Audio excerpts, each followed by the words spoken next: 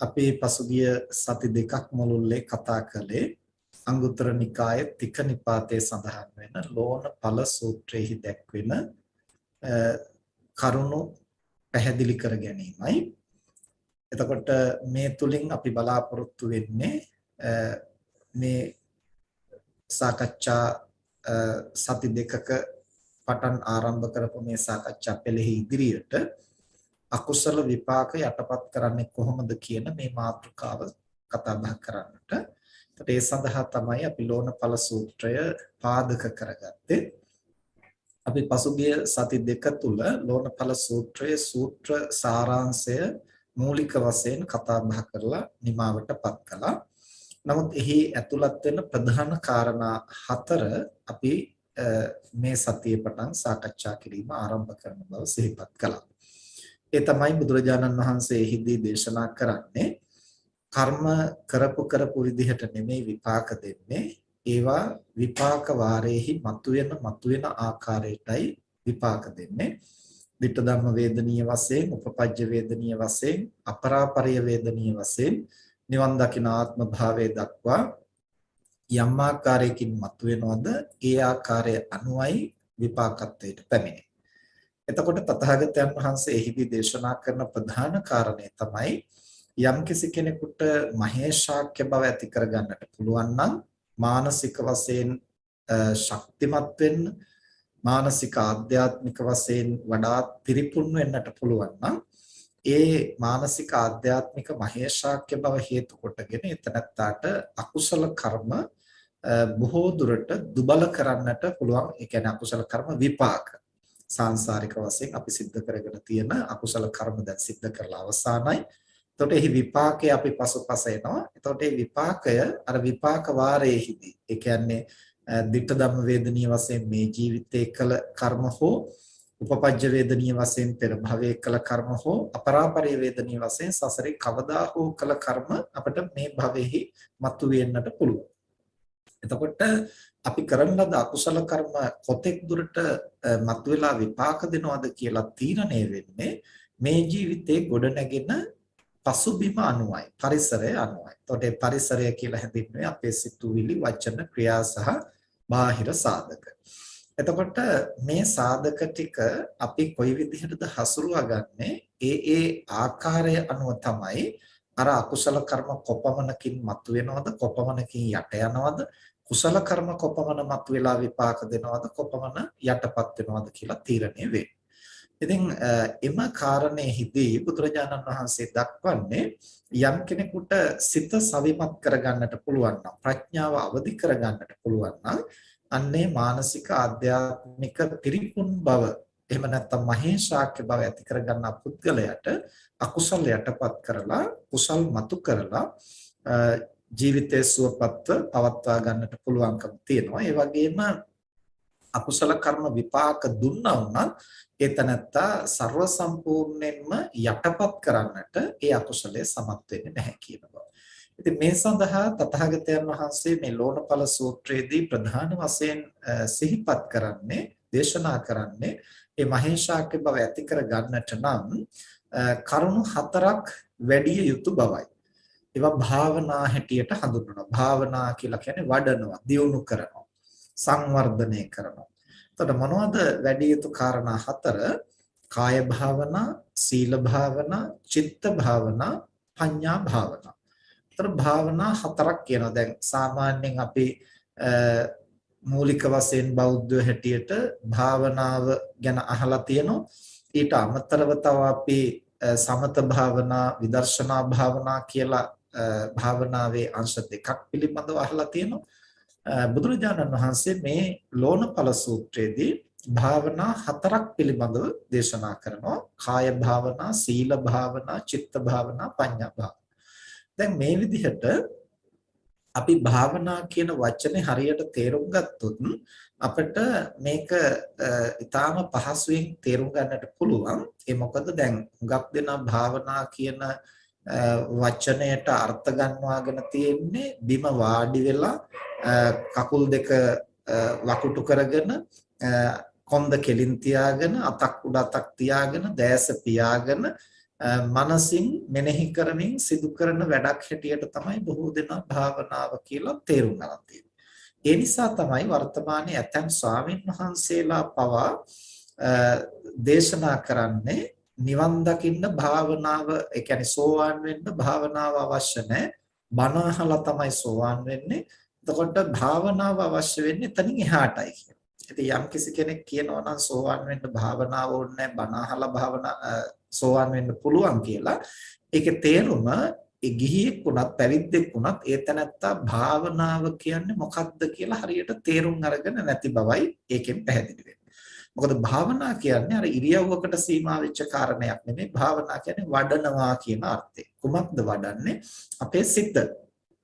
එතකොට ඒ සිත වැඩිම සඳහා බුදුරජාණන් වහන්සේ විවිධ ක්‍රම දේශනා කරනවා. දැන් අංගුත්තර නිකායේ පංචක නිපාතයේ තියෙනවා නිවන් අවබෝධ කරන්නට උපකාර වෙන අවස්ථා පහක් පිළිබඳව. ඒවා හඳුන්වන්නේ විමුක්තායතන ධර්ම හැටියට. විමුක්තායතන කියලා කියන්නේ විමුක්තියට ප්‍රවේශ වෙන්නට පුළුවන් අවස්ථා පහක්. එතකොට ඒ මොනවද? පළවෙනි එක දක්වන්නේ ධර්ම ශ්‍රවණය. ධර්ම ශ්‍රවණය කියලා කියන්නේ කෙලෙස් ප්‍රහාණය කරලා නිවන් අවබෝධ කරන්නට පුළුවන් එක විමුක්තායතන. ඒ කියන්නේ එතනදී අවශ්‍ය භාවනාව සිද්ධ වෙනවා. ඒතර භාවනා කියලා කියන්නේ සිත වැඩිමයි. සිත වඩන්නට ප්‍රධාන වශයෙන් අපි කරන්න ඕන වැඩ තුනක්. අපි හැම විටම ධර්ම දේශනාවලදී පැහැදිලි කරලා දෙනවා. භාවනා හැටියට සිත පුහුණු කරද්දී ප්‍රධාන වශයෙන් අවශ්‍ය වෙන්නේ සිතේ තියෙන දුර්ගුණ, දුර්වලකම් හඳුනාගෙන කිරීම.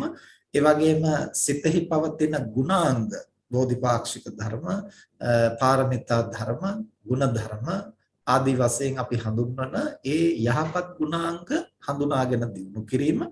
ඊළඟට තුන්වෙනි කාර්යය තමයි ප්‍රඥාවෙන් ලෝක ධර්ම අවබෝධ කර ගැනීම. එතකොට මේ දුර්ගුණ දුරු කිරීම, යහගුණ වැඩි වීම, ලෝක ධර්ම අවබෝධ කිරීම කියන මේ වැඩ තුන තමයි අපිට භාවනාව හැටියට. එහෙම නැත්නම් අපේ මානසික ආධ්‍යාත්මික සංවර්ධනය ඇති වෙන්නේ මෙන්න මේ වැඩ තුන ඔස්සේ. එහෙමනම් භාවනා කරනවා කියලා අපිට ওই වැඩ තුන තමයි කරන්න තියෙන්නේ. ඒතර යම්කිසි කෙනෙක් හරියට සිහි කල්පනාවෙන් බණ අහනවා නම් ඒතනත්තාගේ චිත්තසංතානයේ මෙතෙක් තිබුණු දුර්වල මනෝභාවයන් දුරු කරන්නට ඒතනත්තා සමත් වෙනවා. එතකොට නැවත නොහට ගන්නා ආකාරයෙන් යම් දුර්වල ප්‍රහාණය කරන්නට සමත් වෙනවා නම් ඒ අවස්ථාව හඳුන්වනවා මාර්ගඵල අවබෝධය. යම් කිසි කෙනෙක් සෝවාන් ඵලයටපත් වෙනවා නම් ධර්ම ශ්‍රවණය කරලා ඒකේ තේරුම එතෙක් ඒතනත්තාගේ චිත්තසංතානයේ තිබුණු සක්කාය දිට්ඨි විචිකිච්ඡා සීලබ්බත පරාමාස කියන මේ සංයෝජන ධර්ම තුන නැවත නොහට ගන්නා ආකාරයෙන් ප්‍රහාණය වෙලා තියෙනවා. එතකොට ඒක තමයි භාවනාවේ පළවෙනි අංගය. දුර්ගුණ එහෙම නැත්නම් තමන්ගේ මනසේ තිබෙච්ච ඒ ක්ලේශ ධර්ම අහෝසි වීම. එතකොට ඒ ලෝකෝත්තර භාවයටපත් වෙන්නට පෙර ආතුව ඒතනත්තා තදංග වශයෙන් නිෂ්කම්මන වශයෙන් පමණයි ඒවා ප්‍රහාණය කරන්න සමත් වෙන්නේ. හැබැයි අර මාර්ගඥානයේදී අනුශය වශයෙන් පවතින ඒ ක්ලේශ මූලයනුත් සමග සමුච්ඡේද වශයෙන්ම ප්‍රහාණය කරන්නට සමත් වෙනවා.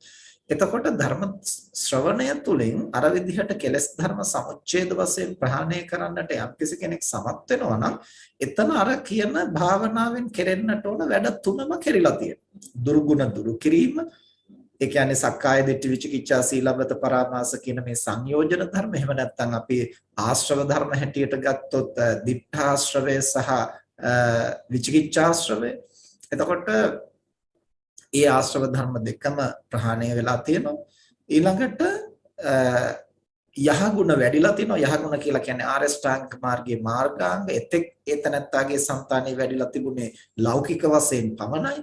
එතකොට ඒ ධර්ම එක සිතක එකට පහළ වෙමින් ලෝකෝත්තර භාවයෙන් ඒ ධර්ම වර්ධනය වෙලා තියෙනවා. ඊළඟට මෙතෙක් අවබෝධ නොකොළ, ඒ කියන්නේ ලෞකික වශයෙන් පමණක් ඔහුට දැනුමක් බවට පත් වුණු චතුරාර්ය සත්‍ය පිළිබඳ ඥානය, ඒ ප්‍රඥාව අවදි වෙලා චතුරාර්ය සත්‍ය පිළිබඳ දැක්ම තහවුරු වෙලා තියෙනවා ඒ සෝවාන් ඵලයට ප්‍රමාණවත් පරිදි. ඒ වගේම හේතුඵල ධර්මය ත්‍රිලක්ෂණය ඔහු මෙතෙක් දැක්කට වඩා ඊටාම තියුණු විදිහට එහිදී දැකගෙන තියෙනවා අවබෝධ කරගෙන තියෙනවා. එහෙමනම් දුර්ගුණ දුරු කිරීම, යහගුණ අවදි කිරීම, ප්‍රඥාවෙන් ලෝක ධර්ම අවබෝධ කිරීම කියන මේ වැඩ තුනම එතකොට සිද්ධ වෙලා තියෙනවා අර ධර්ම ශ්‍රවණය තුල. එහෙමනම් ඒකට තමයි භාවනාව කියන්නේ.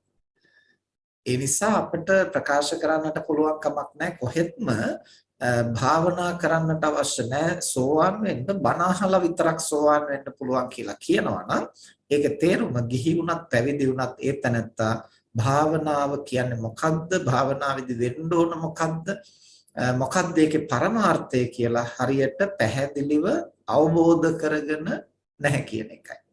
ඒ නිසා මේ කාරණා ටික අපි මූලික වශයෙන් සිහිපත් කළේ අපි භාවනාව පිළිබඳව බොහොම පටු ආකල්පයක ඉන්නකොට අපිට හුඟක් දේවල් පටල වෙනවා සමහර වෙලාවට භාවනා නමින් පැහැදිලි කරනකොට. ඒතර බුදුරජාණන් වහන්සේ ඒ විමුක්තායතන සූත්‍රයේ ඊළඟට දක්වන කාරණා ටික තමයි පළවෙනි එක ධර්ම ශ්‍රවණය, දෙවෙනි එක ධර්ම දේශනාව. ඒතර ධර්ම දේශනාව හරියට සිහි බුද්ධිය කරනවා නම් ඒකෙතර භාවනා කෘත්‍ය හරියට සිද්ධ වෙනවා. එතකොට තදංග විස්කම්බන වශයෙන් කෙලස් ප්‍රහාණය කරන්න වගේම සමුච්ඡේද වශයෙන් ප්‍රහාණය කරන්නටත් සමත් වෙනවා. ඒ කියන්නේ මාර්ගඵල අවබෝධ කරන්නටත් සමත් වෙනවා ධර්ම දේශනාවේ. එහෙම අවබෝධ කරපු තෙරුන් වහන්සේලා පිළිබඳව ශාසන ඉතිහාසයේ සඳහන් වෙනවා. ඊළඟට තුන්වෙනි කාරණය තමයි ධර්ම සජ්ජායනය. හඬනගා ධර්මය කියවීම. ඒක නිකන් අර වචන වලට සීමා කරන්නේ නැතුව සිහියෙන් නුවණින් ඒ ධර්මයේ පිළිබඳව සම්මර්ෂණය කරමින් ඒ ධර්ම සත්‍යයනාව කරනවා නම් ඒ තුලත් අර විදිහට කෙලෙස් ධර්ම දුරු වෙනවා ප්‍රහාණය වෙනවා ඒ තුලත් භාවනාව කෙරෙනවා. ඊළඟට හතරවෙනි කාරණය තමයි ධර්ම මානසිකාරය. නිහඬව අර අපි මුලින් කිව්වා වගේ වාඩි වෙලා ඉඳගෙන එහෙම නැත්නම් කය සංසුන් කරගෙන වාඩි වෙලාම කියලා නියමයක් නැහැ. හාන්සි වෙලා හරි ඇවිද හරි එහෙම නැත්නම් හිටගෙන හරි මේ කවර ඉරියව්වකින් හරි ධර්මය මෙනෙහි කිරීම. ඒ ධර්ම සම්මර්ෂණය භාවනාව සඳහා අවශ්‍ය පසුබිම සකසනවා. ඒ තුල අර භාවනාව සිද්ධ වෙනවා හරියට කළොත්. ඊළඟට පස්වෙනි කාරණය තමයි සමාධි නිමිත්තක් මෙනෙහි කිරීම.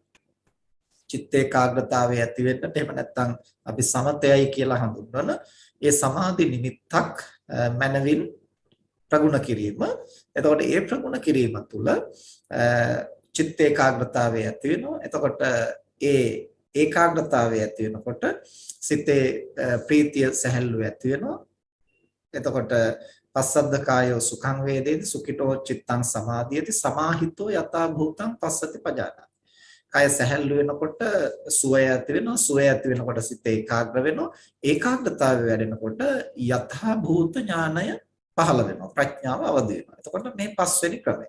ඔය විදිහට අංගුත්තර නිකායේ පංචක නිපාතේ විමුක්තායතන සූත්‍රයේ භාවනාව සිදු විය හැකි අවස්ථා. එහෙම නැත්නම් භාවනාව ප්‍රගුණ වෙන්නට විශේෂයෙන් කෙලස් ප්‍රහාණය කරන්නට අර තදංග විස්කම්බන වශයෙන් తాවකාලිකව නෙමෙයි සමුච්ඡේද වශයෙන් සදාකාලිකව මතු නොහට ගන්නා ආකාරයෙන් කෙලස් ප්‍රහාණය කරන්නට ඔය අවස්ථා පහ තුල අවකාශ සැලසෙනවායි කියන බව බුදුරජාණන් වහන්සේ දේශනා කරා. ඉතින් ඒ නිසා මේ කරුණු දිහා බැලුවහම අපිට පැහැදිලිවම වටහා ගන්නට පුළුවන් වෙනවා භාවනාව කියලා කියන්නේ එක ඉරියව්වකට සීමා වෙච්ච කාරණයක් නෙමෙයි.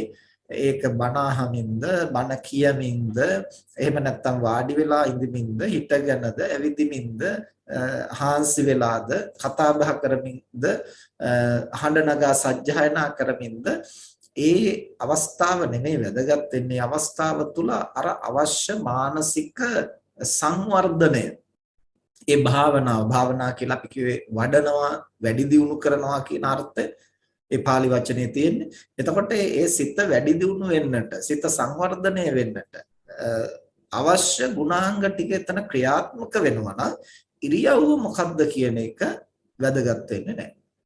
ඒ නිසා ඒ කාරණා ටික මූලිකව සිද්ධි ධාරණය කරගෙන අපි මේ ලෝණඵල සූත්‍රයේන කරුණ වලට අවධානය යොමු කරනකොට අපිට හොඳ වැටහීමක් ඇති කරගන්නට පුළුවන්කම තියෙනවා. එතකොට බුදුරජාණන් වහන්සේ ලෝණඵල සූත්‍රයේදී භාවනාව කළ හැකි ක්‍රම හතරක් තමයි මේ පැහැදිලි කරන්නේ. එහෙම නැත්නම් අපේ මානසික ආධ්‍යාත්මික සංවර්ධනය සඳහා උපකාර වෙන පැති හතරක් කියලා කිව්වත් නිවැරදි.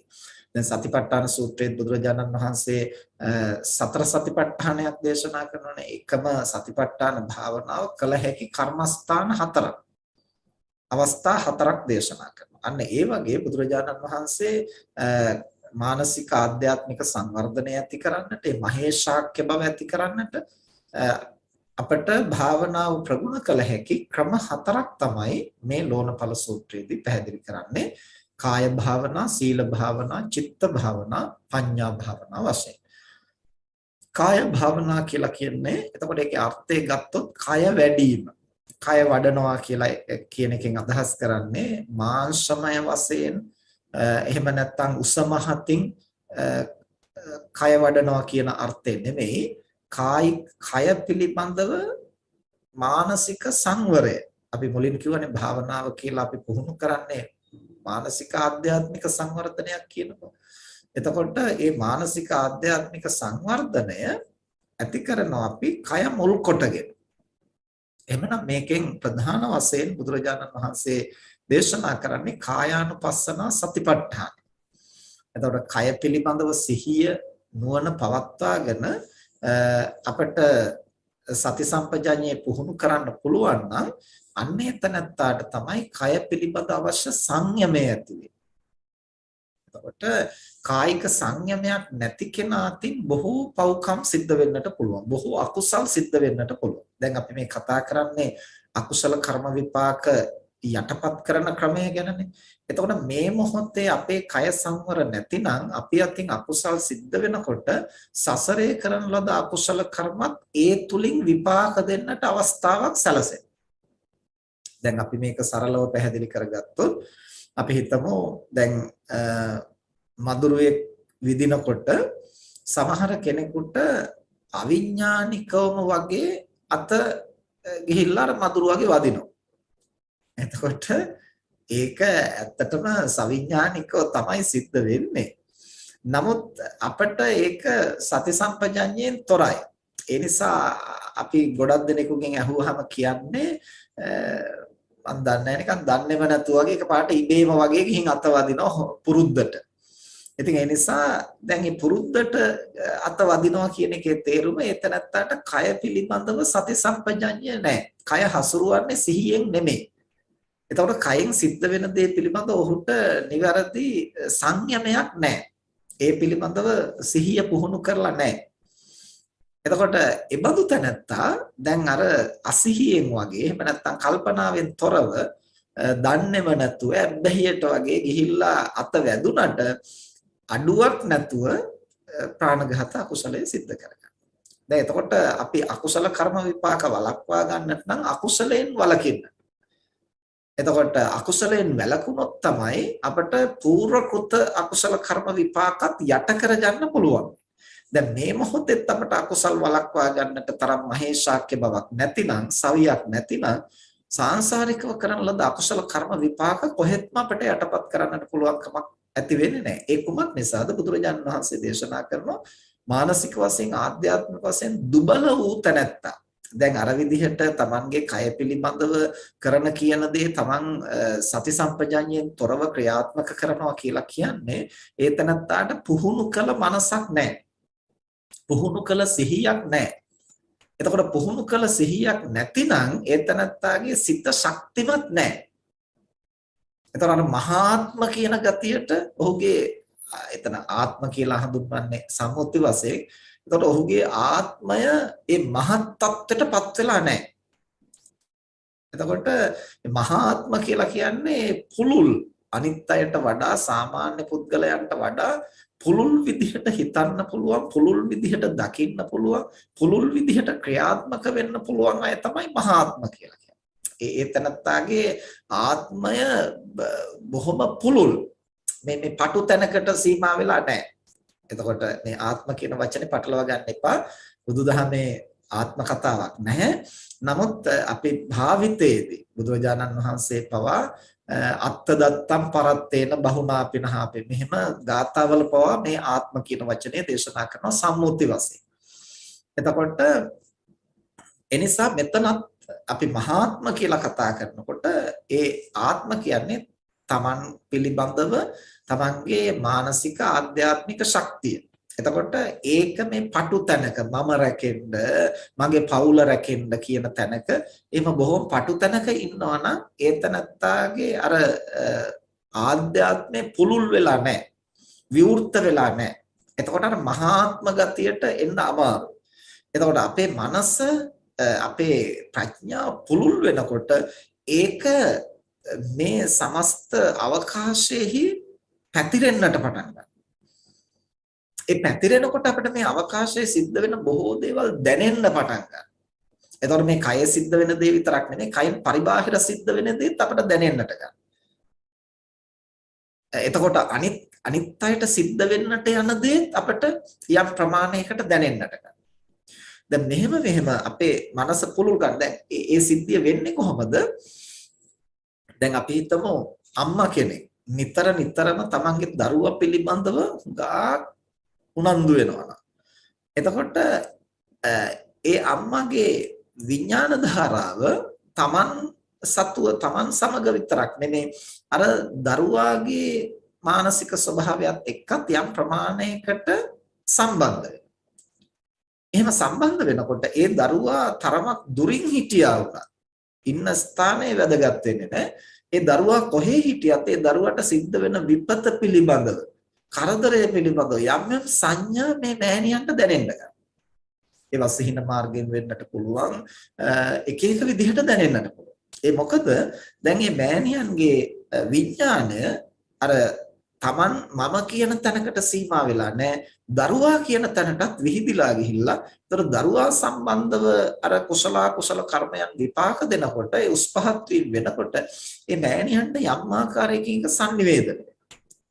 දැන් අපි හිතමු මේ දරුවා පිළිබඳව හිතන්නා වගේ Tamanගේ gedara සියලු දෙනා ගැනම හිතන්නට පුළුවන් නම් ඒ පිළිබඳව උනන්දු වෙන්නට පුළුවන් නම් ඒගොල්ලන්ගේ යහපත පිළිබඳව කැප වෙන්නට පුළුවන් නම් ඒගොල්ලන්ට යහපතක් කරන්න ඕන කියලා කායික මානසික වශයෙන් ක්‍රියාත්මක වෙන්න පුළුවන් නම් ඒගොල්ලන්ගේ දුක අවම කරන්න ඕන කියලා අපිට යම්කිසි සැබෑ අවංක කැපකිරීමක් අපි තුල තියෙනවා නම් එහෙම වෙන්න අර පවුලේ හැම දෙනාටම සිද්ධ වෙන දේ පිළිබඳව අපිට යම් ආකාරයකින් දැනෙන්න ගන්නවා. ඊට පස්සේ ගමේ ඉන්න සියලුම දරුවන් කෙරෙහි අපිට ඒ මෛත්‍රී පූර්වක මනෝභාවය පතුරවන්නට පුළුවන් නම් ඒ අයගේ යහපත වෙනුවෙන් ඒගොල්ලන්ගේ දුක අඩු කිරීම පිළිබඳව අපට උනන්දු වෙන්නට පුළුවන් නම් ඒ දරුවන් හැමදෙනාටම සිද්ධ වෙන සැප දුක පිළිබඳව යම් සංඥා අපට ස්පර්ශ වෙන්නට පටන් ගන්නවා. මුළු ගමේ ඉන්න අවශේෂ සියලු මිනිස්සුන් පිළිබඳව අපට ඒ විදිහට අපේ සිත පුළුල් කරන්න පුළුවන් නම් ඒ සමස්තය පිළිබඳව අපට දැනුමක් ඇතිවෙනවා. මේ විදිහට රටකට ලෝකයකට එතකොට සමස්ත ලෝක ධාතුවකට මෙහෙම පුළුල් කරන්න පුළුවන්. දැන් ඒ විදිහට මහාත්ම ගුණය ඒ මානසික ආධ්‍යාත්මික ශක්තිය එහෙම පුළුල් කරලා Tamanට පටු කරන්නේ නැතිව ඒක අවදි කරලා පුළුල් කිරීමේ හේතුව නිසා තමයි මහා බෝසත්වරයෙක් උපදිනකොට දසදහසක් සක්වල කම්පණයටපත් වෙන්නේ. එයි උන්වහන්සේගේ ආත්මය එහෙම නැත්නම් උන්වහන්සේගේ මානසික ආධ්‍යාත්මික ශක්තිය ඒ වපසරිය අර දසදහසක් සක්වල සියලු සත්වයන්ගේ දුක් පීඩා දුරු කරන්නට ඒ අයගේ සුවය යහපත වෙනුවෙන් ක්‍රියාත්මක වෙන්නට ඒ සමස්තය පුරා විහිදුණු ශක්තියක් උන්වහන්සේ සතුව පවතී. අනන්ත සසරේ සියලු දෙනාගේ දුක් දුරු කරන්න සැපය වෙනුවෙන් ක්‍රියාත්මක වෙන්න උන්වහන්සේ කැප වෙලා තියෙනවා. කැප වෙලා තියෙනකොට උන්වහන්සේගේ මානසික ශක්තිය ආධ්‍යාත්මික ශක්තිය තරම්ම පුළුල්ව විහිදී පවතී. ඒ නිසා තමයි බෝසතාණන් වහන්සේ උත්පත්තිය ලැබනකොට අර සමස්තය කම්පණයටපත් වෙනවා. කම්පණයටපත් වෙනවා කියලා කියන්නේ භූමිකම්පා ඇති වුණා වගේ මිනිසුන්ට අනතුරු වෙනව නෙමෙයි. යම් කම්පනයක් දැනෙනවා ඒ සමස්තයට. ආලෝක ධාරා විහිදෙනවා. එතකොට මේ මොකද්ද ඊට පස්සේ උන්වහන්සේ බුද්ධත්වයට පත් වෙනකොටත් එහෙම පිරිනිවන් පානකොටත් එහෙම අර සමස්තය කෙරෙහි බද්ධ වෙලා තිබිච්ච ශක්තිය තමයි මේ නිරුද්ධ වෙන්නේ. එතකොට සමස්තයට දැනෙනවා. දැන් අපි වතුර භාජනයකින් වතුර ටිකක් ඉවතට ගත්තොත් අර සමස්ත වතුර බඳුනටම එය දැනෙනවා. ඊට පස්සේ ආපහු අපි ඒකට වතුර බින්දු කීපයක් දැම්මොත් අර සමස්ත වතුර බඳුනට මේක දැනෙනවා. මොකද මේ ඒකෙම කොටසක්. එතකොට අන්න ඒ වගේ අපේ මනස වඩා පුළුල් කරන්න පුළුල් කරන. ඒ පුළුල් වෙන්නේ කුමක් නිසා? කුමකින්ද?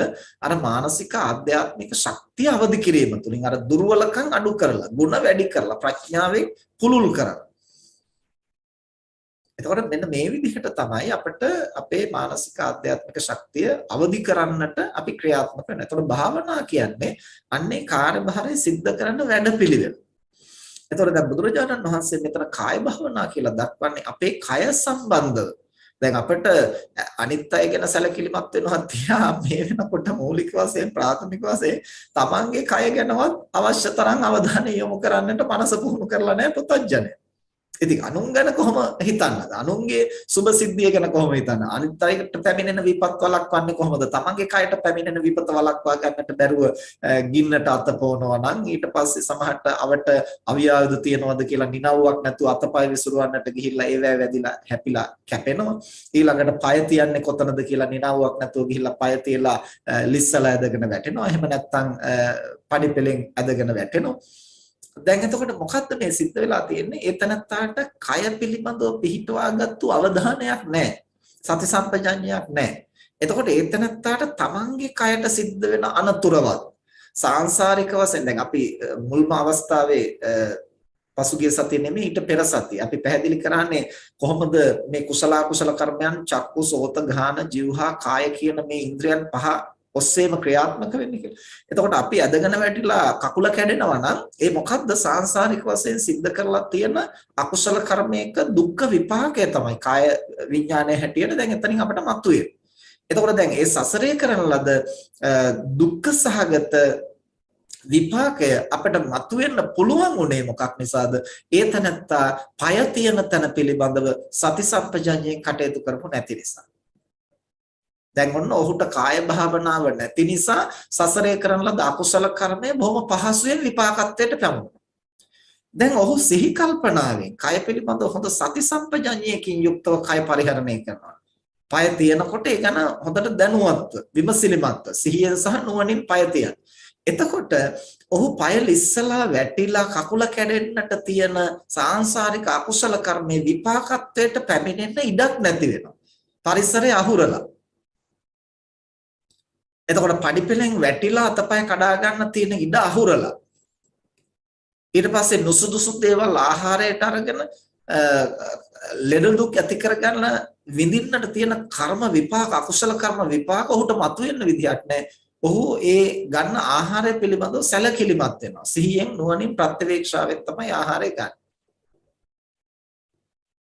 මෙන්න මේ විදිහට ඊළඟට අපි හිතමු ගඟේ නාන්න යනවද මුහුදේ නාන්න යනවද එතකොට ඒ අවස්ථාව ස්ථානය පිළිබඳව බොහොම සැලකිල්ලෙන් තමයි තමන් කය පරිහරණය කරන්නේ වාහනයක යනවද රිය පදවනවද සැලකිල්ලෙන් තමයි ඒ කටයුතු කරන්නේ එතකොට අර ඒ හැම පැත්තකින්ම තමන්ට එන්න තියෙන අකුසල කර්ම විපාක වැළකී යන්නට එය හේතුවක් වෙනවා දැන් අන්න ඒ විදිහට තමයි ඒ තනත්තාට කාය භාවනාව ප්‍රගුණ කරන්න ඒ කියන්නේ කය පිළිබඳ සති සම්පජඤ්ඤය දියුණු කරන්න ඔහු සසරේ ඕනතරම් අකුසල කර්ම කරලා තියෙනවා ඒ විදිහට කයට හානියෙන්නට සුදුසු. හැබැයි කරලා තිබ්බට දැන් මේ මොහොතේ ඔහුගේ කයට එබඳු හානියක් බාහිරින් ඇති වෙන්නට ඉඩ තාම අවමයි. ඔහු හැම විටම කය පරිහරණය කරන්නේ සති සම්පජඤ්ඤයෙන් නිසා. ඊළඟට ඇතුළතින් ඒ බඳු අර්බුදයක් මතුවෙන්නට තියෙන ඉඩ අඩුයි බොහොම සිහි කල්පනාවෙන් කය පරිහරණය කරන නිසා. ඊළඟට අපි හිතමු දැන් බාහිරින් විතරක් නෙමෙයි සුදුසු නැති විදිහට අත දිගාරින්න ගියොත් ඇතුළත මාංශ පේශි ඇදිලා පේශි ඉරිලා දීර්ඝ කාලයක් සමහර වෙලාවට අතපය හොල්ල ගන්න බැරුව පත්තු බැඳ එහෙම නැත්නම් බෙහෙත් බිබී ඉන්නට සිද්ධ වෙනවා. එතකොට ඇයි මේ දැන් අත දිගාරින්නට පුළුවන් ස්වභාවය ඒක පිළිබඳව සිහියෙන් නෙමෙයි. දැන් උදාහරණයක් ඇටියට ගත්තොත් අපි හිතමු වාඩි වෙලා ඉන්නකොට මේසෙ උඩ තියෙන කෝප්පේ ගන්න ඕනේ. එතකොට ඒකට අත දික් කරනවා තා චුට්ටක් අඟල් කීපයක් ඇහෙන් තියෙන. එතකොට අපි අමාරුවෙන් හරි තව පොඩ්ඩක් අත එහාට දික් කරලා අරක ඇදලා ගන්න උත්සාහ කරනවා. ඒතකොට ඒ පොඩ්ඩ අපි අනවශ්‍ය විදිහට අත එහාට අදින එක ඇති මාංශ පේශියක් ඇදිලා ඉරිලා යනවා. ඊළඟට නුසුදුසු ඉරියව්වකින් අපි හැරෙන්නට යනවා. ක්‍රියාත්මක වෙන්න. නුසුදුසු ඉරියව්වක ඉඳගෙන බර උස්සන්නට යනවා. නුසුදුසු ඉරියව්වක ඉඳගෙන අපි ගින්න ජලය පරිහරණය කරන්නට යනවා. එතකොට මේ හැම දෙයකින්ම අපේ කයට හානි වෙනවා. ඒතර හානි වෙනවා කියලා කියන්නේ දුක්ඛ සහගත කාය විඥානයන් ඇති කරමින් සසරේ කරන ලද යම් අකුසල කර්මයක් විපාක දෙන්න අවස්ථාවක් සැලසෙනවා. ඒ අවස්ථා සියල්ල ඇතුළතින් පිටතින් අපිට අවම කරගන්න පුළුවන් වෙන්නේ අපි කය පරිහරණය කිරීම පිළිබඳව සති සම්පජඤ්ඤයෙන් ක්‍රියාත්මක වෙනවා නම් පමණයි. ඒ නිසා කාය භාවනා කියලා කියන්නේ මස්පිඩු වඩන එකවත් උසමහත වැඩි දියුණු කරන එකවත් නෙමෙයි මේ කය පිළිබඳව සති සම්පජඤ්ඤයෙන් යුක්තව. හැබැයි අවශ්‍ය විදිහට කයට සුදුසු ව්‍යායාම කිරීම ඒක මේ කාය භාවනාවට ඇතුළත් හරියට දැනගෙන කරනවා. ඒ කියන්නේ කය අවශ්‍ය විදිහට පරිහරණය කරන්න කය හොඳට සක්‍රිය වෙන්නට. සක්‍රිය වෙන්නට නම් නිතර ඉරියව් පවත්වන්නට ඕන. දැන් බුදුරජාණන් වහන්සේ දේශනා කරනවා මේ අපේ ජීවිතේ පවතින්නේ කරුණු කිහිපයක් මත. ආස්වාස ප්‍රස්වාස උපනිබද්ධංච. ආස්වාස ප්‍රස්වාසයේ මත අපේ කය පවතින. ඊළඟට ආහාර උපනිබද්ධංච. ආහාරය මත අපේ කය පවතින. ඊළඟට සීතුන් උපනිබද්ධංච. සීත උෂ්ණ මත අපේ කය පවතින. ඊළඟට ඉරියාපතු උපනිබද්ධංච. නිවැරදිව ඉරියව් පැවැත්වීම මත අපේ කය පවතින.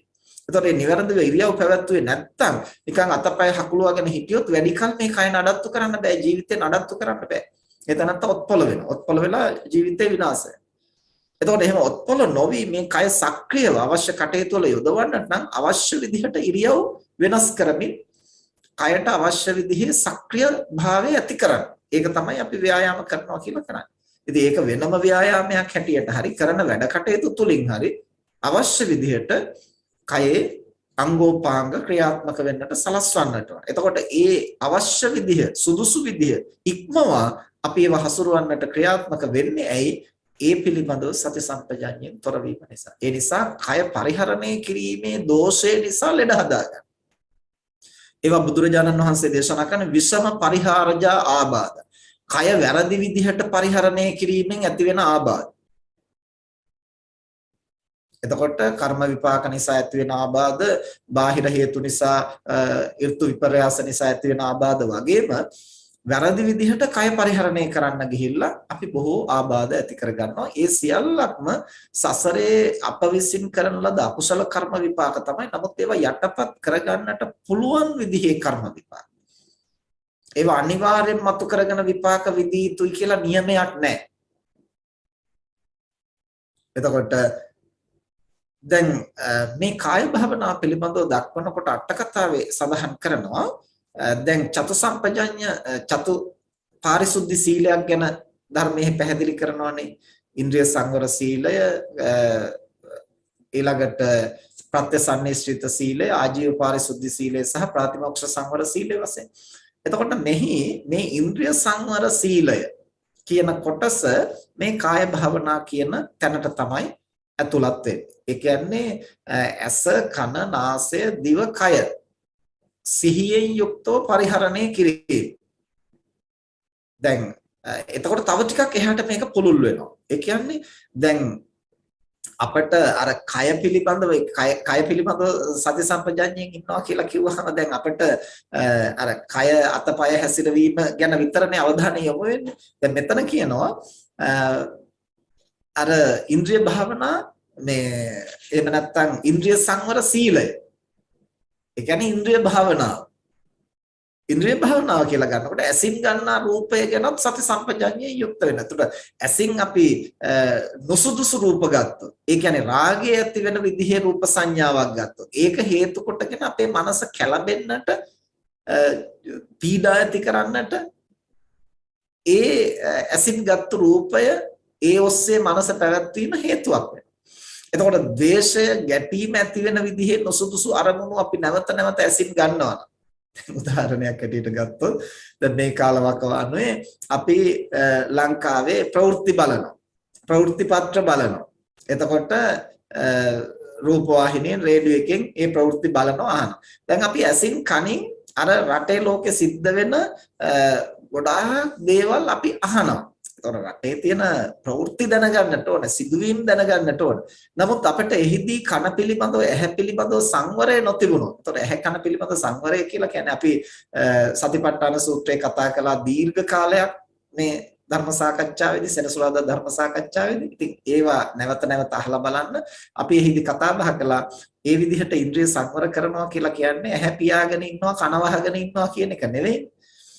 ඇසින් ගත යුතු දේ පමණක් ගන්නවා සිහියෙන් යුක්තව. ඒවා නිමිති අනුනිමිති වශයෙන් අරගෙන උපාදාන කරගෙන ඇලීම් ගැටීම් නැති කරගන්නේ නැහැ.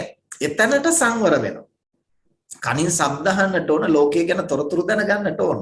හැබැයි ඒවා පිළිබඳව ගත යුතු දේ, නොගත යුතු දේ, අවශ්‍ය දේ, අනවශ්‍ය දේ අපිට වෙන් කරගන්නට පුළුවන් වෙනවා. ඒ පිළිබඳව සති සම්පජඤ්ඤයකින් කටයුතු කරන්න. එහෙම බැරි වුණොත් අර අනවශ්‍ය බොහෝ දේවල් ඔලුවට අරගෙන ඊට පස්සේ ඉතින් අපිට නිින්ද යන්නේ, අපි ආවේගකාරී වෙනවා. ඊට පස්සේ නිින්ද ගියේ නැතුව වුණාම අපේ දවසම එතන ව්‍යාකූල වෙනවා. එතකොට අපේ කය දුර්වල වෙනවා. දැන් මේ විදිහට අර ඇස සංවර කරගන්න බැරි වීම හේතු කොටගෙන, කන සංවර කරගන්න බැරි වීම හේතු කොටගෙන අපිට ගොඩාක් අර්බුද ඇති වෙනවා. ඊට පස්සේ නාසය සංවර කරගන්නට බැරි වීම හේතු කොටගෙන නුසුදුසු දේවල් ආග්‍රහණය කරලා අපේ කයට හානි සිද්ධ වෙන්නට පුළුවන්. ඊළඟට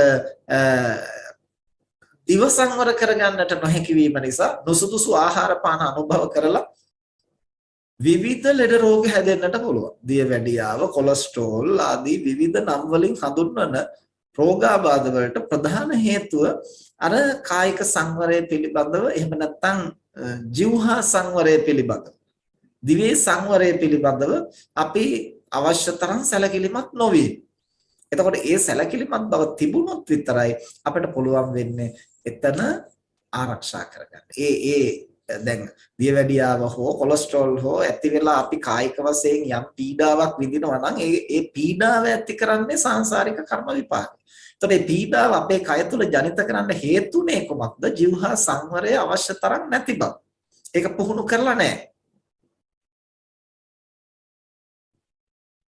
එතකොට මෙන්න මේ විදිහට චක්කු සෝත ඝාන જીවහා කාය කියන මේ පංචේන්ද්‍රයන් පිළිබඳවම සති සම්පජඤ්ඤය පවත්වාගෙන යම් කිසි කෙනෙකුට සංවර වෙන්නට පුළුවන් නම් ඒක තමයි කාය භාවනා කියලා හඳුන්වන්නේ. කාය භාවනා. කය පිළිබඳව මානසික ආධ්‍යාත්මික පුහුණුව. කය පිළිබඳ සංවරය, කය පිළිබඳ වැඩිම. එතකොට කය පිළිබඳව මොකද්ද වඩන්නේ? කය නෙමෙයි. ඒ කය මුල් කොටගත්තා වූ සති සම්පජඤ්ඤයයි වැඩි දියුණු කරන්නේ. ඒකෙන් තමයි මහාත්ම ගතිය ඇති වෙන්නේ. අපේ මානසික ආධ්‍යාත්මික ශක්තිය ප්‍රබල වෙන්නේ, පුළුල් වෙන්නේ. එතකොට එහෙම පුළුල් වෙනකොට අපි එක් දෙයක් ගැන නෙමෙයි බොහෝ දේවල් ගැන අවධානයෙන් ඉන්නවා. දැන් මේවා කතා කරන්න අපිට එක එක පැති වලින් මනස ගැඹුරට විහිදුවන්න පුළුවන්. ඒ කියන්නේ දැන් අපිට අපි හුඟක් වෙලාවට අපේ මනසට දැනෙන ආරම්මන රසය ගැන තමයි අපේ අවධානය යොමු වෙන්නේ. ඒ කියන්නේ සුඛ වේදනාව, දුක්ඛ වේදනාව, සෝමනස්ස වේදනාව, දෝමනස්ස වේදනාව, ඒ වේදනා පත්‍ය තණ්හා, තණ්හා පත්‍ය උපාදාන. දැන් මේ මනසින් අපි භුක්ති විඳින ටිකත් එක්ක තමයි අපි බොහොම පටු විදිහට ඒ ඉන්ද්‍රියයන්ගෙන් අරන් දෙන ඒ තෘප්තියත් එක්ක. ඒවත් එක්ක තමයි අපේ මනස බහුලව කටයුතු කරන්නේ. ඒක තමයි අල්පාත්ම පුද්ගලයාගේ ස්වභාවය. ඒ තනත්තාගේ මනස ඊටම පටු තැන, ආස්වාදය කියන පටු තැනක විතරයි තියෙන්නේ. ඒ ආස්වාදය කියන පටු තැනින් ඔබට මනස අවදි කරන්න. අවදි කරාම තමයි ආදීනවේ පේන්නට ගන්න, නිස්සරණේ පේන්නට ගන්න. මේ ඔක්කොම පේන්නේ අපේ මනස එතනින් අවදි කළ, පුළුල් කළ. ඊළඟට ඒ ආස්වාදය කියන පටුතන විතරක් එල්බගෙන ඉන්නේ නැතුව අපේ මනසෙන් ඔබට අවදි කරන්න පුළුවන් නම් තමයි හේතුඵල වශයෙන් මේ ඉන්ද්‍රයන් ඔස්සේ ක්‍රියාත්මක වෙන ක්‍රියාවලිය හරියට අපිට වැටහෙන්නේ. එතකොට කයේ සිද්ධ වෙන්නේ මොකද්ද? ඇසේ සිද්ධ වෙන්නේ මොකද්ද? කනේ, නාසයේ, දිවේ සිද්ධ වෙන්නේ මොකද්ද? එතන සිද්ධ වෙන හේතුඵල ක්‍රියාවලිය මොකක්ද? එතකොට හේතුඵල ක්‍රියාවලිය දකින්න නම් අර ආස්වාදයේහි පමණක් එල්බගෙන ඉන්න පටු මානසිකත්වයේ ඒ අල්පාත්ම ස්වභාවයෙන් අපි මිදෙන්නට ඕන. ඒ අල්පාත්ම ස්වභාවයෙන් මිදිලා අපේ මනස පුළුල් කරන්නට ඕන. විවෘත කරන්නට ඕන. අපේ ප්‍රඥාව විවෘත කරන්නට. ඒ විවෘත කරනකොට අපේ කය සම්බන්ධව සිද්ධ වෙන අවශේෂ ක්‍රියාදාමයත් අපට ප්‍රකට වෙන්නට ගන්නවා. පැහැදිලි වෙන්නට ගන්නවා. ඊට පස්සේ ඒ කය සම්බන්ධව ක්‍රියාත්මක වෙන භෞතික ස්වરૂපය පමණක් නෙමෙයි ඒ කය සම්බන්ධව ක්‍රියාත්මක වෙන්න අර රූප කලාප වශයෙන් පවා ඇති වෙන සියුම් වෙනස්කම් අපට දැනෙන්න ගන්නවා. එතකොට ඒ තැනත්තාට පුළුවන් කායික වශයෙන් මතුවෙන රෝග පීඩා Tamanගේ මනස පාවිච්චි කරලම සමනය කරගන්න යටපත් කරගන්න. දැන් උදාහරණයක් හැටියට ගත්තොත් අපි පෙරත් මේවා කතා කරලා තියෙනවා.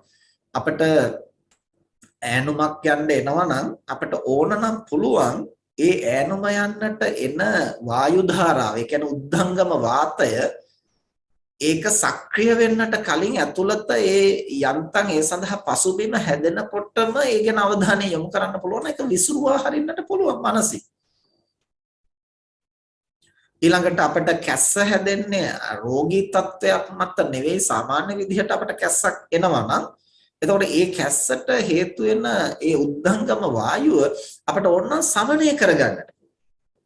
හැබැයි ඒක කැස්සක් හැටියට උඩට මතු වුණාට පස්සේ හිර කරන්න ගියොත් අනතුරු වෙනවා. ඈනුමක් හැටියට උඩට එනකොට ඒක නවත්තන්න ගියොත් ඉන්ද්‍රියන්ට හානි වෙනවා. කිවිසුමක් හැටියට ඉහළට මතු වුණාට පස්සේ ඒක යටපත් කරන්න ගියොත් හානි සිද්ධ වෙනවා. ඊළඟට මල වේග මුත්‍ර වේග වශයෙන් අධෝගම වායුව ක්‍රියාත්මක වෙන්න පටන් ගත්තට පස්සේ ඒව බලහත්කාරයෙන් නවත්තන්න ගියොත් ඒකෙන් හානි සිද්ධ වෙනවා කයට.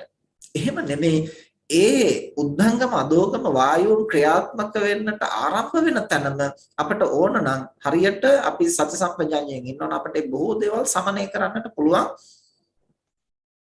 අවශ්‍ය නැති තැනදී. එතකොට ඒ අවශ්‍ය නැති තැනදී ඒවා සමනය කරගන්නට පුළුවන් නම් ඒ තැනත්තාට බොහොම සැහැල්ලුවෙන් කය පවත්වන්නට පුළුවන්. දැන් අපි භාවනා කරන්නට අපි හිතමු වාඩි වෙලා ඉන්නවා කියලා. ඒ වාඩි වෙලා ඉන්නකොට අපිට ඒ භාවනාව කරගන්නට බැරුව දැන් ඈනුම් යනවා, කිවිසුම් යන්න එනවා, කැස්ස හැදෙනවා. ඊළඟට මේ අදෝගම වායුව හැටියට වාතය පිට වෙනවා. එතකොට දැන් මේ සමස්ත ක්‍රියාවලිය අපි කායගත සතිය, කායානුපස්සන සතිපට්ඨානේ හරියට පුහුණු කරන්න අපිට අර ස්වභාවයන් සමනය කරගෙන ඊටාම සැහැල්ලු තත්වයකට, ඊටාම සංසුන් තත්වයකට, ඊටාම සංවර තත්වයකට අපේ කය ගෙනෙන්නට පුළුවන්. දැන් මේ උද්ධංගම අධෝගම වායුන් අර විදිහට පීඩාකාරී විදිහට සැලෙන්නට ගත්තොත් එහෙම ඒක සමනය කරගන්නට තරම් අපිට සති සම්පජඤ්ඤයක් නැති වුණොත් එහෙම ඒ තනත්තාගේ කායික අභ්‍යන්තරය ව්‍යාකූල වෙනවා. එතකොට ආස්වාස ප්‍රස්වාස ක්‍රියාවලිය ව්‍යාකූල වෙනවා.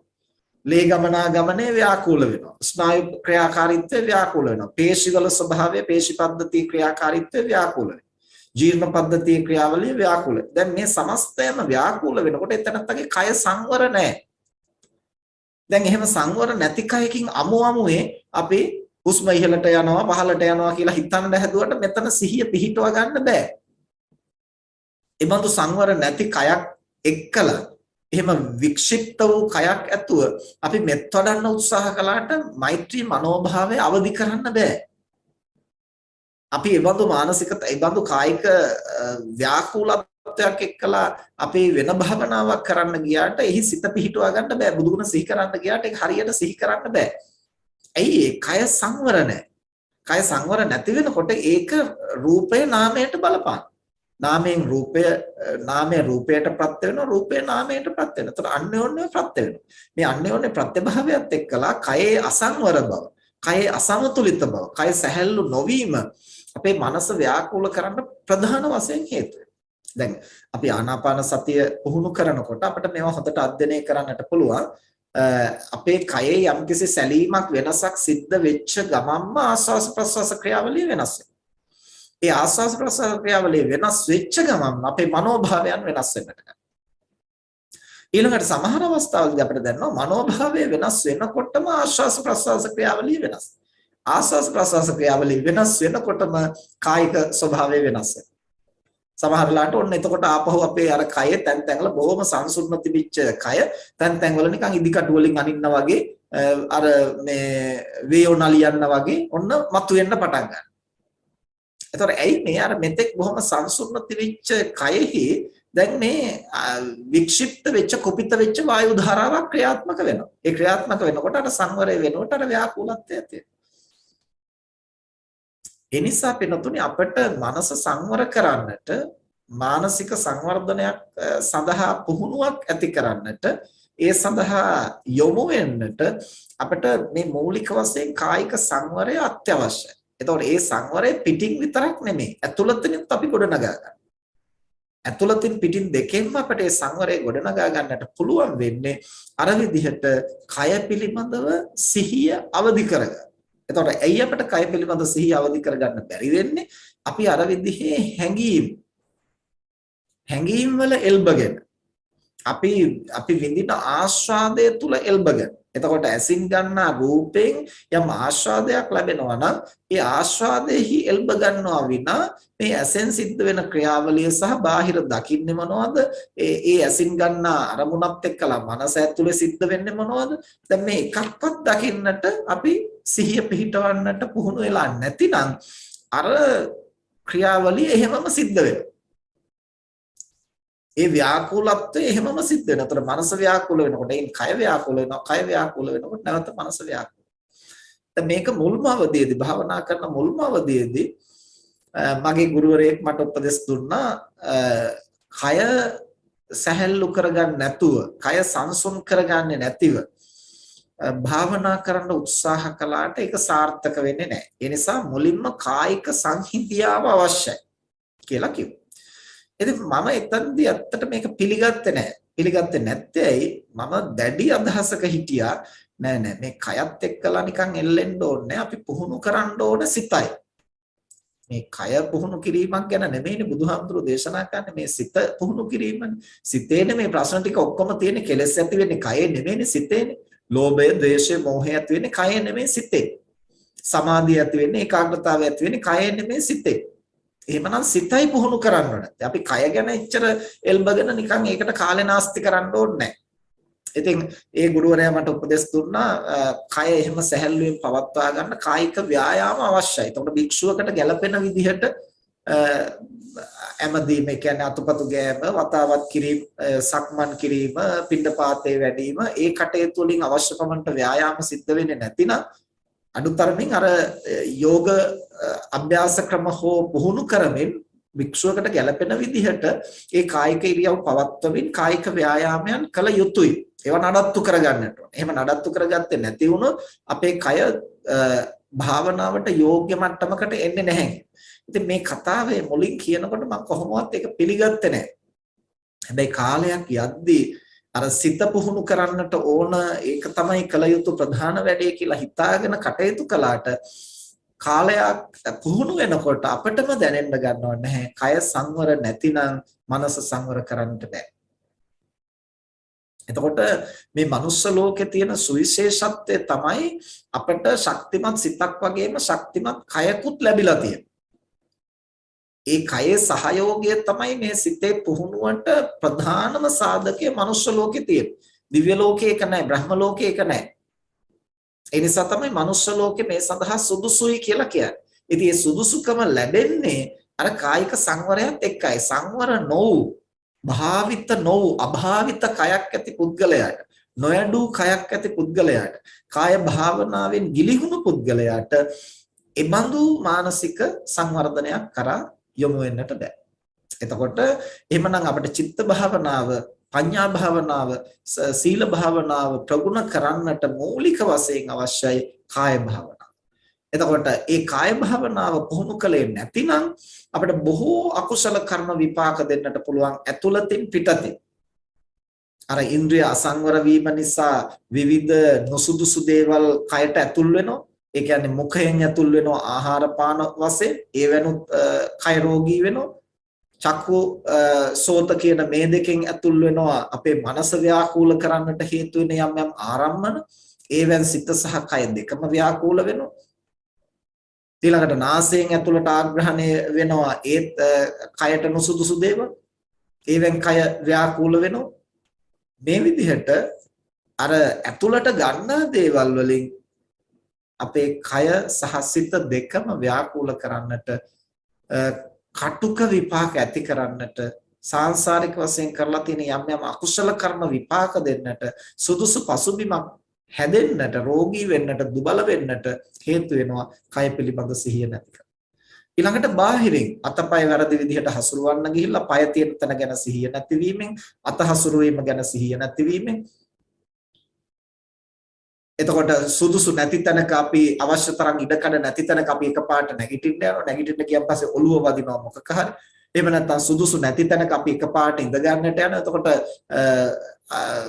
අපේ පසුපස ඇනෙනවා තවත් තැනක. එතකොට මේ විදිහට සමහරලාට ජීවිත කාලෙම ඔත්පොළ වෙලා ඉන්නට හේතු වෙන විදිහේ බරපතල කුසල කර්ම විපාක මතුවෙන්නට පුළුවන්. අපි සති සම්පජඤ්ඤයෙන් තොරව නිකම් වාඩි වෙලා ඉන්න තැනින් නැගිට්ටත් ඇති. වටේ තියෙන්නේ මොනවද, ඉහළින් තියෙන්නේ මොනවද, බිම තියෙන්නේ මොනවද කියලා නිනව්වක් නැතුව අපි ඉන්න තැනින් එකපාරට වේගෙන් නැගිට්ටත් ඇති. අපේ ජීවිතයට මාරාන්තික අනතුරක් වෙන්නට. එතකොට ජීවිතේ තොර කරන්නට හේතු වෙන. එහෙම නැත්නම් මුළු ජීවිත කාලෙම එක තැනක ඔත්පලව ඉන්නට හේතු වෙන. ඒ බඳු අකුසල කර්ම විපාකයක් මතුනේ කුමක් තුලින්ද? කය පිළිබඳව කය හැසිරවීම පිළිබඳ සති සම්පජඤ්ඤය නැතික. ඒ නිසා බුදුරජාණන් වහන්සේ මෙහිදී දේශනා කරනවා යම්කිසි කෙනෙකුට අභාවිත කාය යම් පුද්ගලයේ කය નિවරදිව වඩලා නැත්තම් පුහුණු කරලා නැත්තම් ඒ කය පුහුණු නොකිරීමේ හේතුව නිසා ඒ කය පිළිබඳ සති සම්පජඤ්ඤය කායානුපස්සනාව නොඇඩීමේ හේතුව නිසා ඒ තනත්තාගේ මනස අල්පාත්මයි බොහොම පටු තැනක දුර්වල තැනක තියෙන.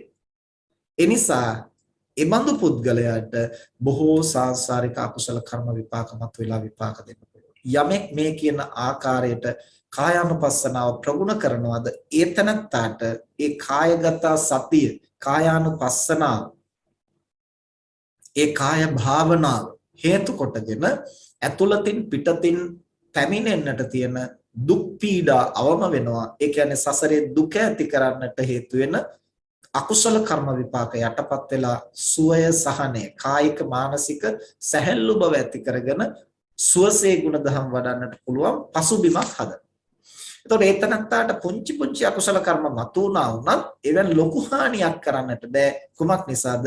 අර කය පිළිබඳව හැම විටම සති සම්පජඤ්ඤයෙන් ඉන්න නිසා. එතකොට ඔහුට පොඩි පොඩි දුක් වේදනාවන් යම් යම් හේතු නිසා මතුණා වුණත් ඒවෙන් බරපතල විදිහට ඒ තනත්තා ඇද වැටෙන්නේ ඒ පිළිබඳවත් සිහිය පිහිටුවාගෙන කටයුතු කරන්නට ඒ තනත්තා සමත් වෙන නිසා. මෙන්න මේ විදිහට කාය භාවනාව පළවෙනි කාරණේ තමයි අල්පේශාක්‍ය බවින් මහේශාක්‍ය බවට පැමිණෙන්න අකුසල කර්ම විපාක යටපත් කරන්න එතකොට නැවත නැවත අකුසල් සිදුවීම වළක්වන්නට බුදුරජාණන් වහන්සේ ලෝණඵල සූත්‍රයේදී නිර්දේශ කරන පළමු භාවනාව තමයි කාය භාවනාව.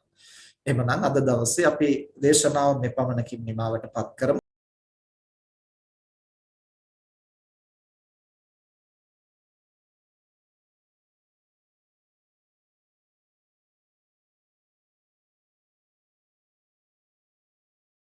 හොඳයි හැම දිනාටම තෙරුවන් සරණයි.